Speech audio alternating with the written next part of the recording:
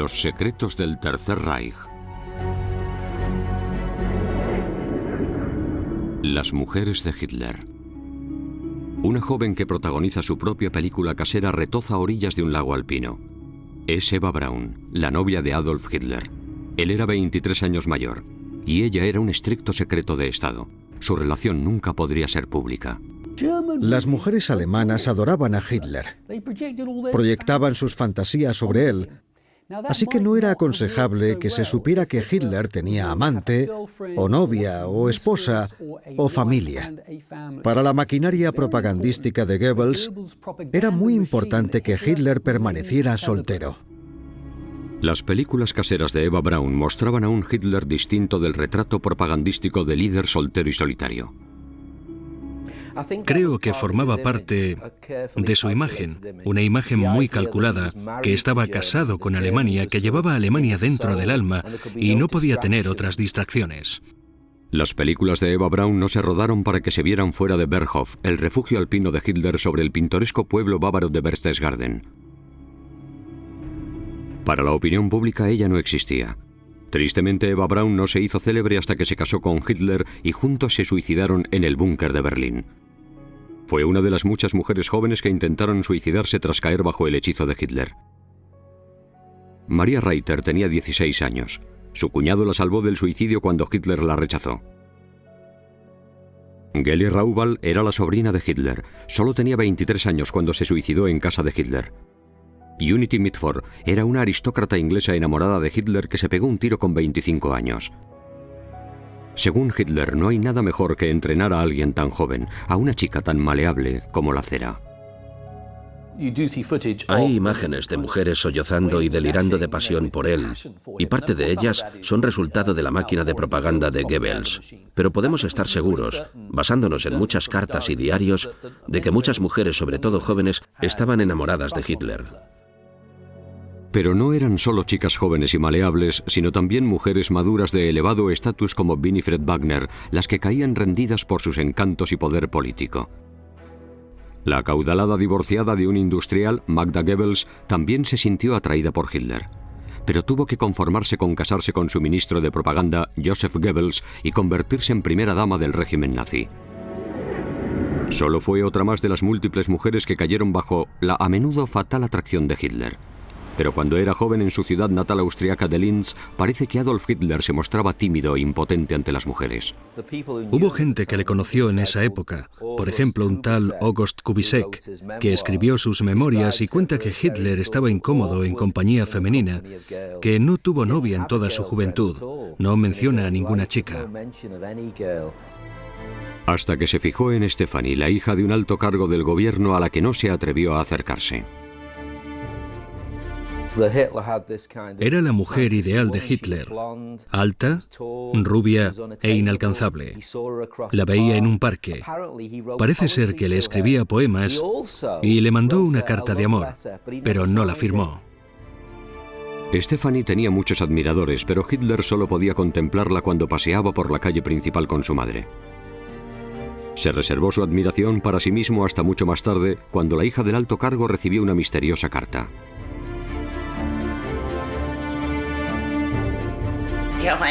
Recibí una carta anónima en la que me decía que se iba a la Academia de Bellas Artes de Viena, pero que cuando volviera a Linz se casaría conmigo.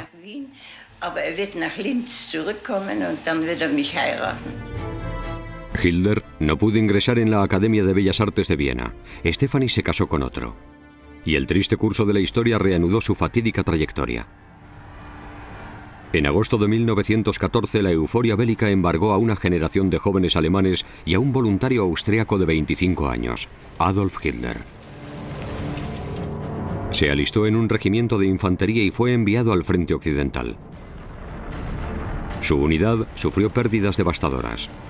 Como mensajero, el cabo Hitler se ahorró los horrores del combate de trincheras, pero recibió la medalla de la Cruz de Hierro por su valor, algo que más tarde exhibiría en su chaqueta de dictador. El diario de su regimiento aún se conserva en el archivo estatal bávaro. Dice que Hitler fue destinado a Furnes, una pequeña población del norte de Francia, en primavera de 1916. Décadas después, una mujer francesa afirmó haberle conocido en ese pueblo.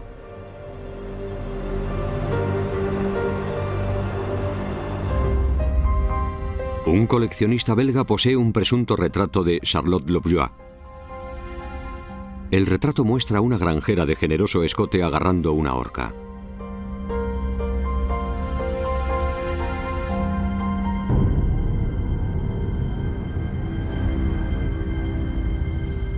En su firma se lee Adolf Hitler 1916, pero no está demostrado que lo pintase Hitler.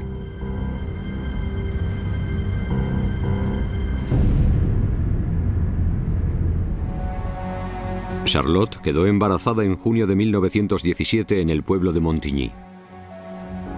Según el diario del regimiento de Hitler, él también estuvo en Montigny en esa época. El hijo de Charlotte, Jean-Marie, nació el 25 de marzo de 1918 y afirmó que poco antes de morir su madre le contó quién era su verdadero padre. Le pregunté al hombre en francés quién era su padre y me dijo que Adolf Hitler. Señor Loret, ¿quién es su padre? Mi padre es Adolf Hitler. Pero no había pruebas que demostrasen su extraordinaria afirmación. Jean-Marie intentó encontrar pruebas desesperadamente, contrató expertos para comparar ojos, caligrafía y grupos sanguíneos, pero los resultados no fueron concluyentes. Murió en 1985, incapaz de demostrar lo que creía firmemente, que era el hijo de Adolf Hitler. Quizás la prueba que más perjuicios causó contra sus afirmaciones procediera de los antiguos camaradas de Hitler que declararon que al cabo austríaco no le interesaba el sexo con chicas extranjeras. Todos sus camaradas dicen que era un tío soso y aburrido. Solo tenía 26 años, pero le llamaban tío Dolph. Tenía un perrito de mascota, y cuando le decían que se iban al burdel, él les decía que no se mancillasen la sangre. Estaba en contra de esa idea. Sin una muestra de ADN definitiva de la tumba de Jean-Marie, el misterio sobre el presunto hijo de Hitler sigue sin resolver. Tras servir en la Primera Guerra Mundial, Hitler volvió a emerger para librar otra batalla. Prometió restaurar el orgullo y la prosperidad tras el caos económico y los disturbios sociales que se produjeron tras la humillante derrota de Alemania. Sus encendidos discursos, llenos de retórica nacionalista y antisemita, calaron hondo en muchos alemanes. El líder local finalmente fue elevado al escenario político nacional. Era un visitante habitual en la idílica población balnearia bávara de Berchtesgaden. Durante un paseo alpino en septiembre de 1926 conoció a Maria Missy Reiter, de 16 años. Hitler se enamoró, pero ella no se dejó impresionar. Su sobrino habla por primera vez y cuenta cómo comparaba su emblemático bigote con una mosca negra y gorda. Se lo dijo a mi madre desde el principio. No soporto a ese hombre con esa mosca estúpida bajo la nariz. Y tiene 20 años más que yo. Mi madre también decía que era muy mayor para ella. Pero Missy pronto cambió de idea cuando Hitler la invitó a verle en acción en un congreso del partido nazi. Su actuación frente a una masa enardecida tuvo el efecto deseado. Cuando entró en la sala, Hitler interrumpió el discurso y fue a besar la mano a Missy y a Annie. Las condujo a una mesa, volvió al estrado y continuó el discurso. Tenía 16 años. Y a pocas chicas de 16 años les ofrecen esa clase de reconocimiento público, delante de tanta gente. De la admiración que les profesa el hombre que hay ahí de pie, eso fue seguramente lo que la impresionó. Entonces fue cuando el hielo se derritió por completo, diría María después. Hitler la invitaba a excursiones. Durante un paseo por el campo de Berchtesgaden se besaron por primera vez. Pero el romance no floreció. La política ocupaba demasiado tiempo a Hitler. Le enviaba cartas de amor. Mi querida niña, me encanta que mi enamorada me escriba. No tienes ni idea de lo feliz que me hacen tus cartas, que son como si me hablase tu querida voz. Niña, no sabes lo que significas para mí y cuánto te quiero. Tu lobo.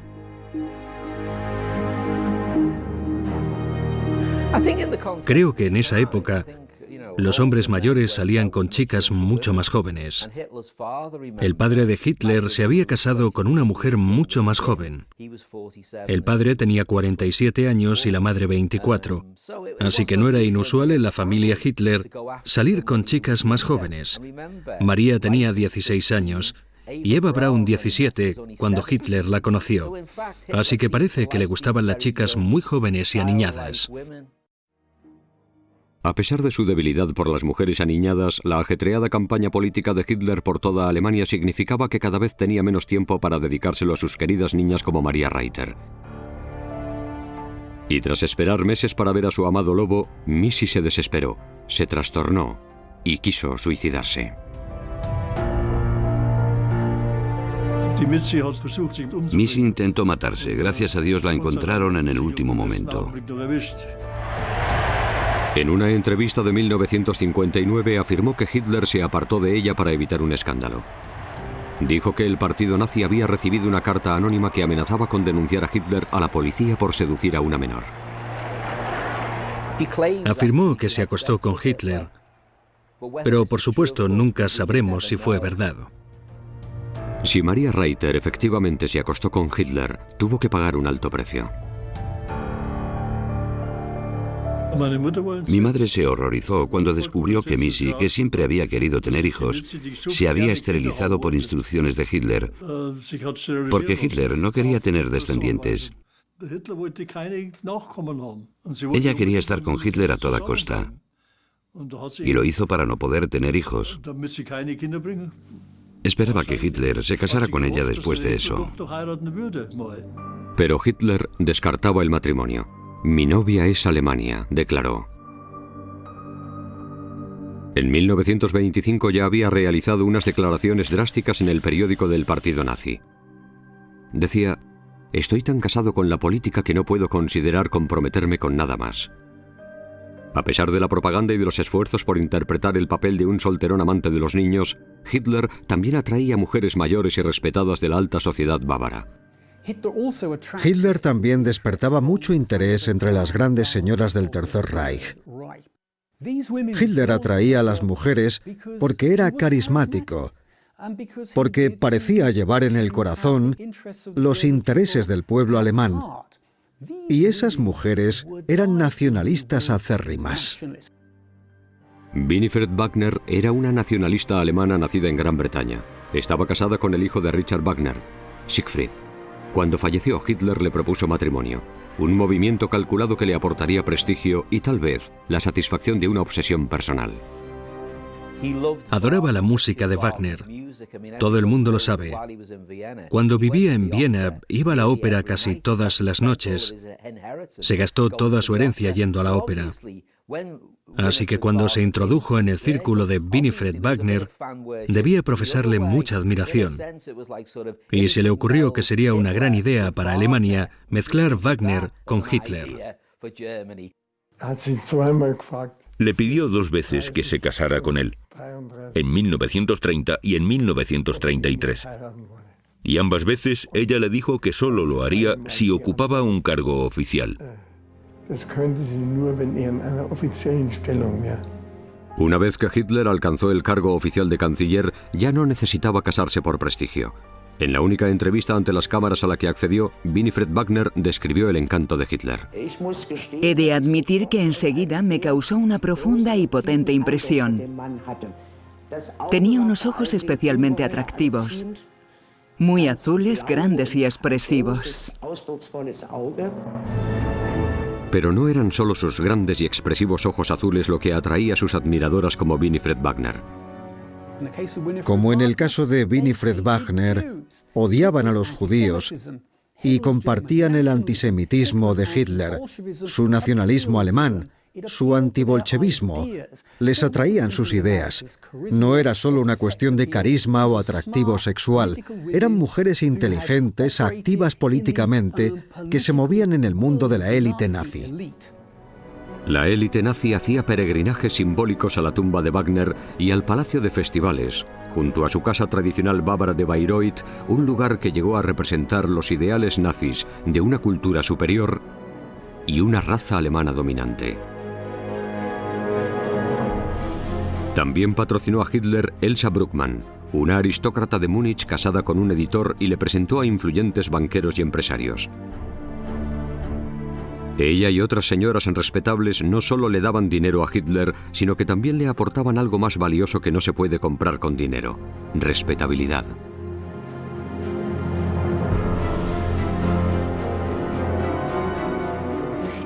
Eran parte de la alta burguesía, mujeres respetables que regentaban salones donde se reunían escritores, políticos, artistas y periodistas, y que presentaban a Hitler a gente influyente. Y al parecer, en sus salones Hitler parecía una figura respetable. Ayudaron a desinfectar y a domesticar a Hitler, aunque por supuesto no cambiaron sus ideas. Pero la mayor benefactora de Hitler fue Helene Beckstein. Le ayudó económicamente, como reconoció en un interrogatorio policial de 1924. Le dio obras de arte de muy alto valor. La mujer del famoso fabricante de pianos también apoyó la campaña de elección de Hitler con préstamos y con un Mercedes compresor nuevo para sus viajes por Alemania. El ascenso a la cumbre de Hitler se vio acelerado por mujeres como la señora Beckstein.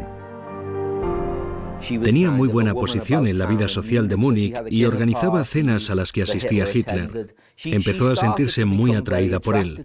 Era mucho mayor que Hitler, y Hitler era muy amable, encantador y galante con las mujeres mayores, y gustaba mucho a las mujeres mayores. Fue así durante toda su carrera. Pero eran relaciones interesadas para ascender socialmente.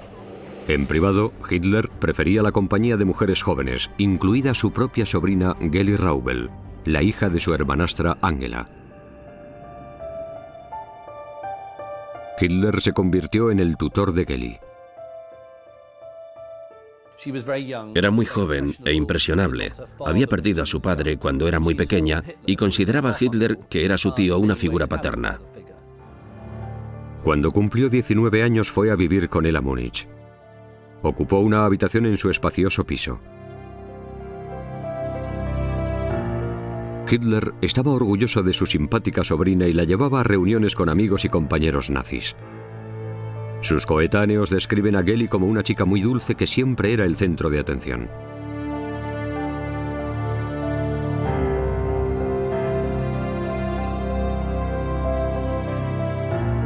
Era animada y divertida. No era especialmente atractiva.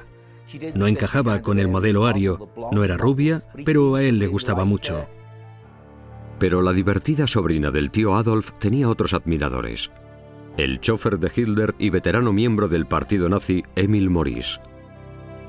En enero de 1928 ella le envió una felicitación de cumpleaños firmada: muchos besos, tu Geli. Hitler había nombrado a su chofer Emil Maurice carabina de su sobrina y le horrorizó que tuvieran una relación romántica. Le despidió en parte por eso, lo que demuestra lo posesivo que era con Geli, incluso en aspectos de su vida privada. Los planes de matrimonio entre Geli y el chofer de Hitler se suspendieron. Tal vez el tío Adolf estaba celoso de su relación. Tal vez era más que un tío para su divertida sobrina. La naturaleza exacta de su relación sigue siendo un misterio. Era claramente una relación muy íntima e intensa, demasiado intensa para una relación entre tío y sobrina.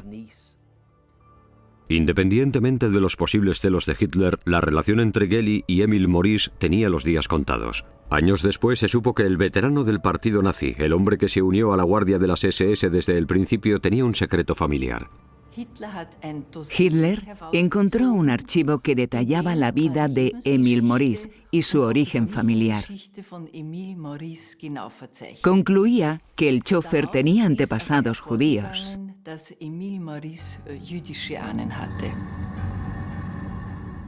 El compañero de partido de Hitler tenía raíces judías.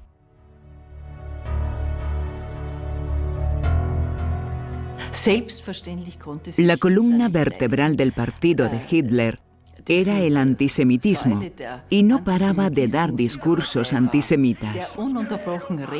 No podía tolerar que su sobrina se casara con un judío.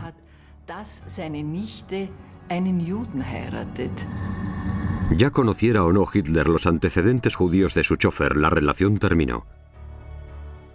Mimó a su sobrina con vestidos caros, visitas a la ópera y cenas en restaurantes exclusivos.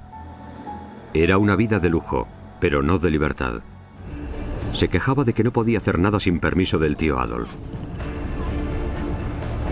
Hitler estaba constantemente de gira para su campaña electoral, pero el 19 de septiembre de 1931 una noticia impactante llegó de Múnich. Geli había aparecido muerta en su piso. Pudo haber sido un escándalo enorme para Hitler y se tapó. Hitler se puso muy triste. Tuvo una depresión. El impacto de encontrar a su sobrina muerta en su piso pudo ser muy grande, pero se notó la eficacia del régimen nazi, que lo supo ocultar. El informe de la policía aún se encuentra en el archivo estatal bávaro. Concluyó que la muerte de Geli fue un suicidio.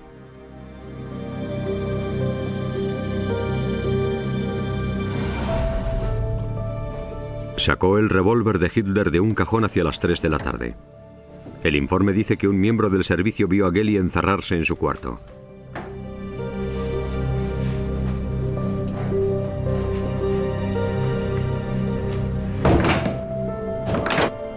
La sobrina puso la pistola directamente sobre su piel.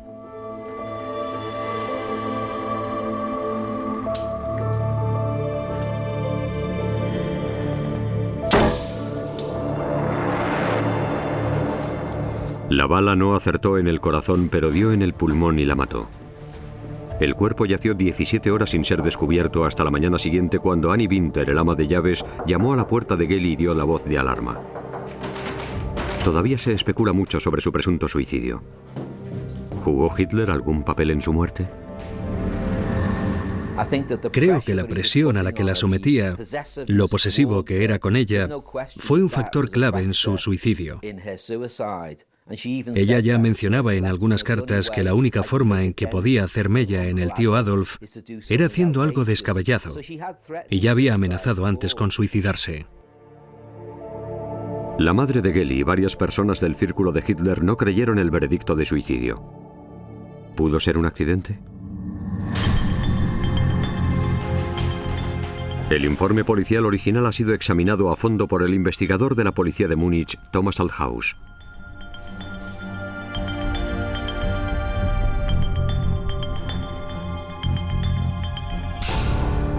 Para el investigador, las pruebas apuntan a un suicidio, no a un disparo accidental. Para efectuar un tiro, primero hay que quitar el seguro. La pistola Walter tiene el seguro en la parte de atrás y hay que quitarlo para apretar el gatillo. Para mí el accidente queda descartado basándose en los hechos que presenta el informe. Geli fue enterrada en Viena. Hitler dijo que su muerte le había afectado profundamente. Pero ya tenía otras mujeres en mente. En los meses posteriores a la muerte de su sobrina, conoció a la exmujer de un influyente industrial. Magda Quandt vivía con su hijo en un lujoso piso de Berlín. Además, era la amante de Joseph Goebbels, el jefe de propaganda de Hitler y virulento antisemita, así como Gauleiter o gobernante regional nazi de Berlín. Era bajito y tenía los pies torcidos, pero su poderío y su cercanía con Hitler resultaban atractivos para la rica divorciada. Aunque parece que a ella también le atraía su jefe. Y cuando Goebbels se la presentó a Hitler, el sentimiento fue mutuo. En agosto de 1931, el jefe de propaganda escribió una nota sobre el afecto del Führer por Magda. Magda es demasiado afectuosa con el jefe. Me hace sufrir. No se porta como una señora. No he pegado ojo. Me temo que no puedo estar seguro de su fidelidad. Creo que Magda Goebbels se sentía atraída por Hitler y que Hitler también se sentía atraído por ella. No cabe duda de que puede que Hitler y Magda fueran pareja en aquella época. La relación entre ellos no se desarrolló más allá de una atracción inicial y una amistad duradera. Ella ya había accedido a casarse con el jefe de propaganda. Goebbels escribió en su diario: El jefe me ha llamado. Se ha invitado él mismo a cenar. ¡Qué bribón! Pero una aventura entre Hitler y su futura esposa no estaba en el menú. En esa época Hitler vio que a Goebbels también le gustaba y les animó a verse e incluso hizo de testigo en su boda, así que no parece que estuviera enamorado de ella. Se casaron en diciembre de 1931. Magda Goebbels se convirtió en la primera dama del Tercer Reich. Presidía las visitas de Estado y adoraba su papel de esposa y madre. Tuvo 6 hijos con su marido, cumpliendo el ideal nazi de madre abnegada y fértil.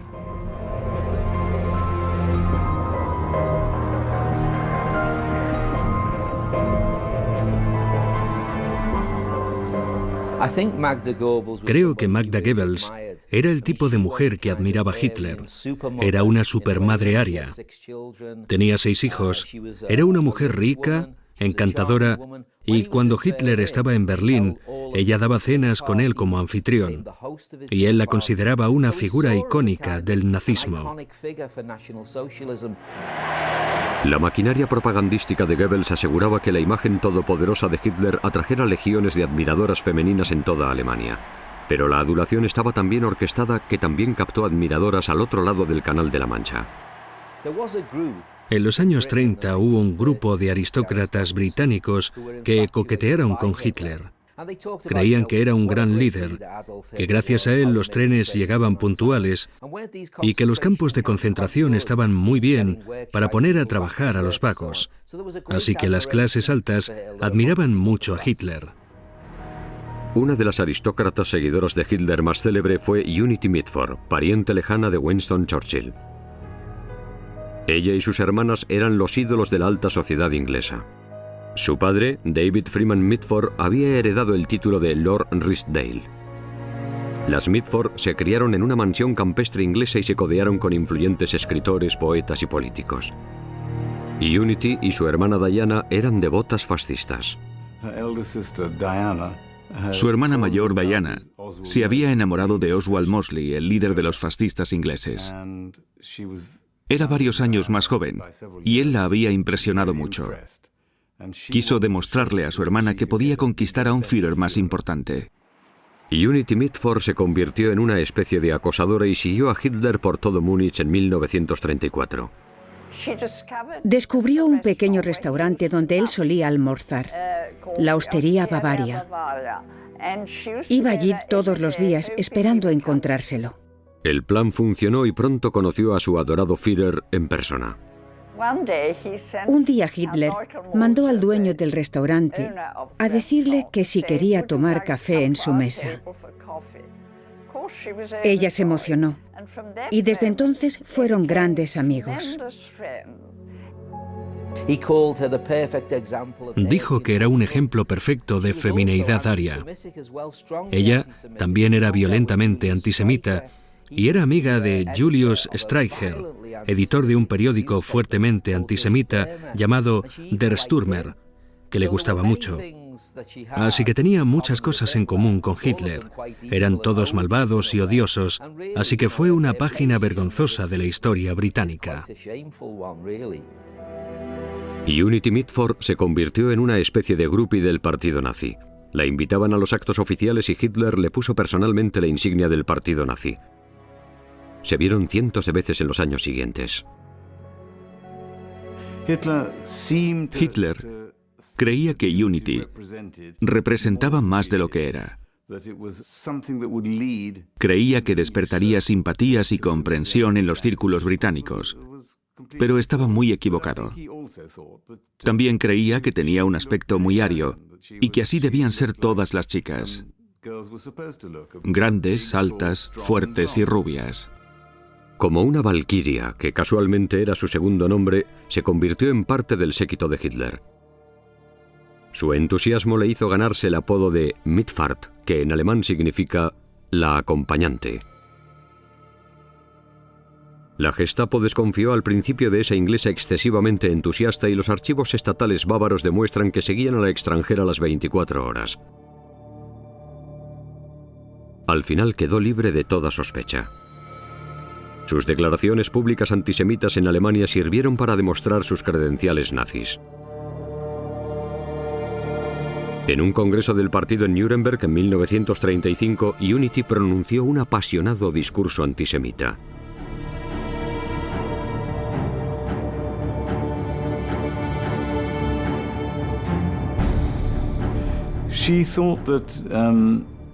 Creía que el nazismo sería la respuesta a todo.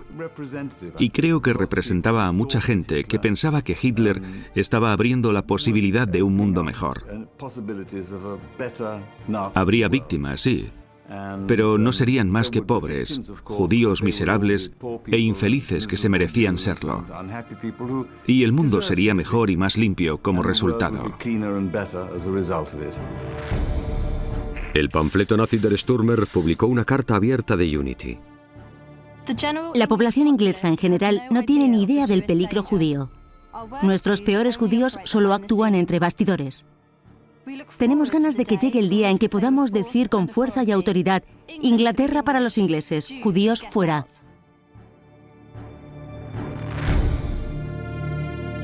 Pronto pasó de las palabras a los crueles hechos. Hitler ofreció a Unity que escogiera alguna de las propiedades requisadas a los judíos forzados a huir de sus casas.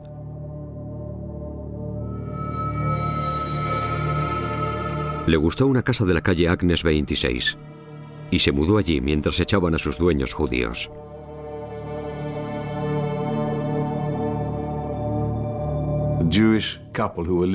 La pareja judía que vivía allí estaba todavía presente cuando entró ella y dijo: «Me quedo con el sofá y las cortinas, pero esto es muy feo.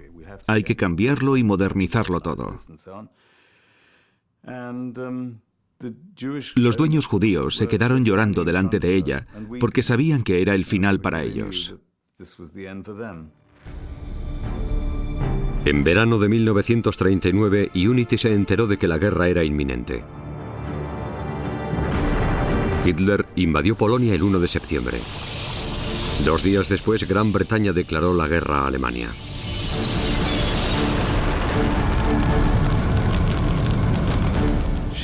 Le preocupaba la guerra con tanta pasión y le preocupaba Inglaterra con tanta pasión que cuando Inglaterra y Alemania entraron en guerra no pudo soportarlo.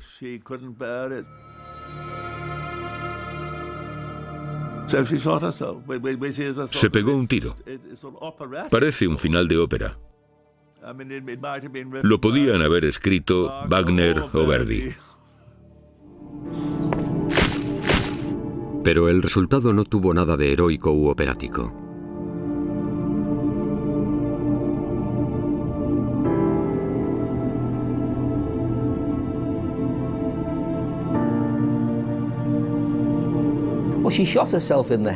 Se pegó un tiro en la cabeza. No fue teatro, fue muy grave, pero no se mató. La llevaron a Suiza con los gastos pagados por Hitler. Luego la repatriaron a Inglaterra y la ingresaron en un hospital donde vivió 7 u 8 años más en un estado muy frágil. Con una bala alojada en el cráneo, el regreso a Gran Bretaña de la traidora incapacitada causó conmoción. Cuando nuestros cámaras salieron al encuentro del transbordador del canal, descubrieron que se habían tomado medidas extraordinarias con ocasión de la llegada a Gran Bretaña de la hija de Lord Ridsdale, Unity Mitford, la amiga de Hitler. Poco después de su desgraciada muerte, se especuló sobre si Unity compartió con Hitler algo más que su odio por los judíos.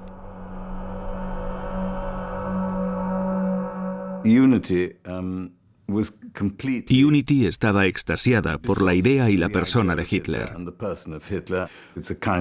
Era una especie de amor, pero no una relación física. Lo más cercano al contacto físico que tuvo fue sentarse a los pies de Hitler mientras él le acariciaba el pelo y le decía «Mein armes Kind», «My liebes Kind» y cosas de ese tipo. No fue una relación sexual en absoluto, por supuesto. Está claro. Fue más bien una especie de fan, como las de las estrellas del pop. Y la estrella del pop la escogió como una de sus chicas. Era una de sus chicas favoritas. Otra de las chicas favoritas de Hitler seguramente se alegró de la desaparición de la seguidora británica a la que llamaba mi querida niña. Eva Braun era ayudante de laboratorio del fotógrafo personal de Hitler, Heinrich Hoffmann. Entablaron una relación secreta y meses después de la muerte de Geli Raubal en invierno de 1931, Eva se convirtió en la novia de Hitler. Ella tenía 20 años y él 43.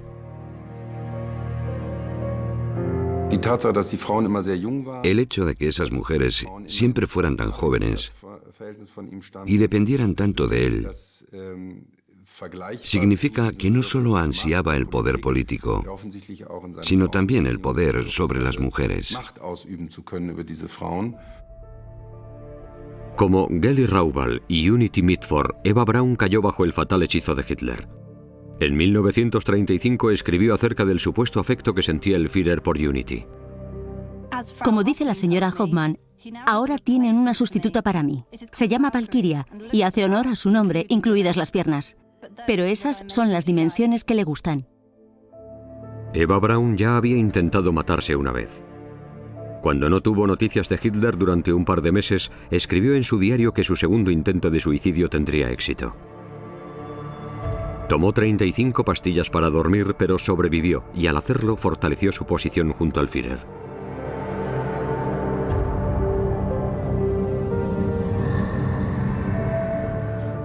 Eva Braun no era una rubia tonta. Era una joven muy astuta. Encajaba a la perfección con la mujer aria e interpretaba ese mismo papel. Sabía muy bien dónde encajaba dentro de la ideología de Hitler, de la ideología nazi. 3 meses después de su segundo intento de suicidio, Hitler instaló a Eva en su refugio alpino de Berghof como novia secreta. Era invisible para el público. Nadie sabía que era su amante. Tenía una casa o un cuarto de invitados en el Berghof y se hacía pasar por su secretaria privada entre su círculo más cercano. Pero todos los que rodeaban a Hitler sabían que Eva Braun era su amante y que al final del día desaparecían juntos en sus aposentos. Pero para la imagen pública del Führer célibe, consagrado únicamente a Alemania, ella no existía. Por las cartas que le enviaban, sabemos que las mujeres alemanas estaban locamente enamoradas de él. Querían tanto a su Führer que esa dinámica no habría funcionado si se hubiera sabido que Hitler tenía una amante, o peor, una esposa. Y por eso Eva Braun se mantuvo en la sombra. Y en la sombra, sin quererlo, recopiló un archivo extraordinario, las únicas imágenes de la vida doméstica y profesional de Hitler en el Berghof. 4 horas de sus películas caseras han sobrevivido, grabadas entre 1938 y 1944. En 1938 ya era la musa de Hitler, su novia, y le dejaba hacer lo que quisiera, como llevar un diario y rodar películas, aunque solo para el consumo privado. Ninguna se podía difundir en público. Eran imágenes estrictamente privadas que le permitía captar. La trataba como a una especie de hija errante que iba por su casa sacando fotos y riéndose. En agosto de 1939, Eva Braun captó inocentemente un momento clave de la historia mundial. Hitler parece tenso. Tras firmar el pacto de no agresión con la Unión Soviética, creyó que tenía vía libre para invadir Polonia. En este momento parece que un mensaje siembra la incertidumbre en sus planes bélicos. Pero la película es muda. ¿Qué estaba diciendo Hitler? Un equipo experimentado de personas sordas lectoras de labios fue capaz de descifrar lo que decía el dictador. Las palabras perdidas de Hitler se volvieron a oír por primera vez desde aquel fatídico día de 1939. Ya lo sé, no me importa. Ya sabrá lo del telegrama. Me gustaría destruirlo. ¿Ha llamado a esos señores? El telegrama tiene consecuencias para nosotros y conducirá a una catástrofe.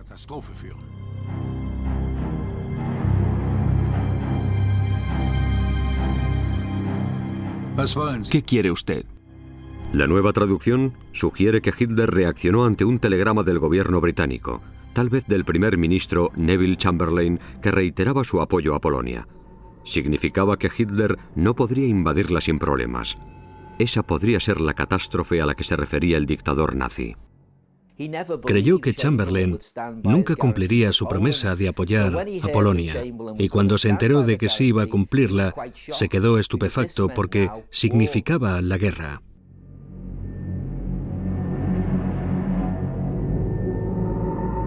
El dictador zozobró, y su chica maleable Eva Braun captó el momento con su cámara. Eva Braun grabó esa escena. Un momento muy tenso. Llegó la primera noticia de la reacción del mundo y no era la que Hitler y sus ayudantes habían planeado.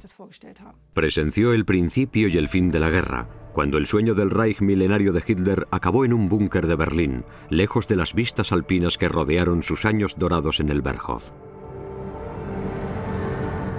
Eva Braun no era una joven alocada. Jugó un papel muy específico. Interpretó el papel de amante secreta. Pero cuando la guerra continuó, cada vez vio menos al Führer, que pasaba más tiempo lejos del Berghof, intentando ganar una batalla perdida en ambos frentes. Hitler le había prometido un futuro mejor, la victoria y un palacio en Linz, donde vivirían felices para siempre. Al final se casaron. Pero allí acabó el cuento de hadas. Su matrimonio solo duró un día. Se suicidaron cuando el Ejército Rojo avanzaba hacia su búnker de Berlín.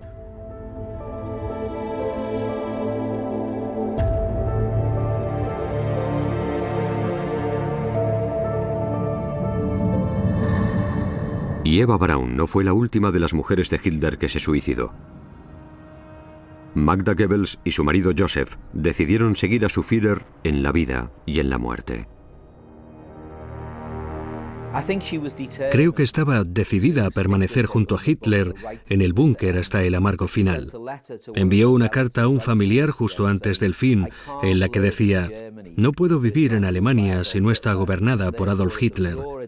Y por tanto, si el Führer muere, moriré con él, igual que mis hijos».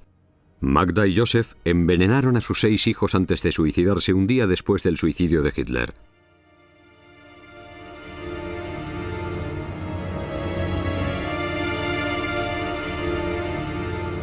Unity Mitford murió en 1948 de meningitis como consecuencia de haberse pegado un tiro en la cabeza. María Missy Reiter, salvada por un familiar cuando intentó ahorcarse en 1927 tras ser rechazada por Hitler, vendió su historia a la revista Stern en 1957. Quería que Hitler siguiera siendo adorado. Era una nazi totalmente devota. Y no cambió ni un ápice hasta el día de su muerte. Winifred Wagner, viuda del hijo del compositor, siguió siendo una fanática nazi hasta mucho después del final de la guerra, cuando ya habían salido a la luz todas las atrocidades nazis. Nosotros, los antiguos nacionalsocialistas, buscamos un seudónimo después de la guerra, porque no se podía hablar de él en público. Si queríamos hablar de él, le llamábamos USA, que en alemán quiere decir nuestro bendito Adolf. Entre los alemanes nazis había una frase que decía mucha gente: «Si el Führer muere, lo hubiera sabido». Se refería a que él no sabía todas las barbaridades que pasaban, y todavía hay gente que niega el Holocausto y que mantiene vivo ese mito. Las mujeres de Hitler, ilusas o nazis convencidas, adoraron a su Führer en vano. Como su gran imperio alemán, su amor estaba abocado al fracaso.